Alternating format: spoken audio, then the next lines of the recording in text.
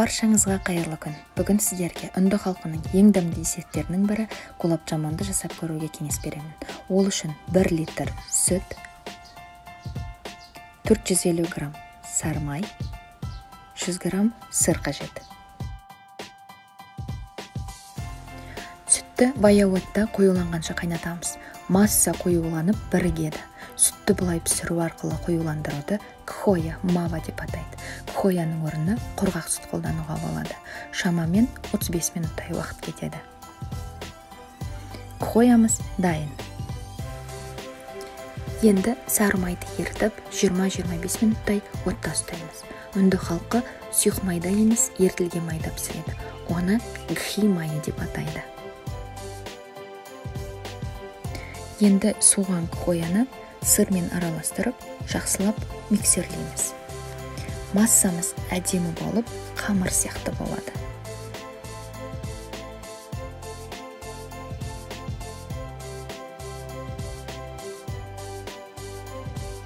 Дайын болған массаға 30 грамм ұн мен 6 грамм қопсатқышты қосып, илеп аламыз.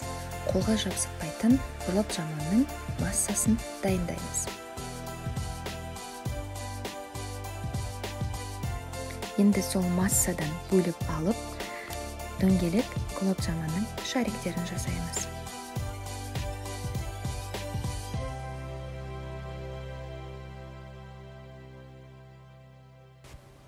Енді десерт салатын сироп жасаймыз.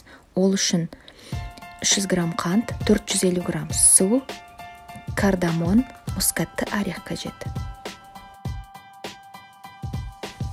Ыдысты отқа қойып, үстіне суды, қантты, мускатты орех пен кардамонды салып, ерітіп қайнатамыз. Ал енді гулаб жамандарды баяу отта пісіреміз.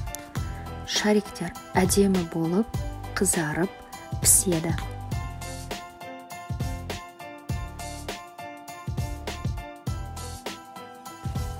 Гулаб жаманымыз пісті, шариктерді салфетка төселген ыдысқа түсіріп аламыз.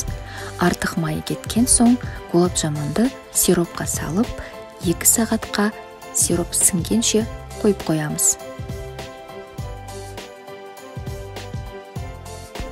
Гулаб жаман дайын, енді оны ыдысқа салып, сиропын құйып, үстіне миндалин тағып себеміз.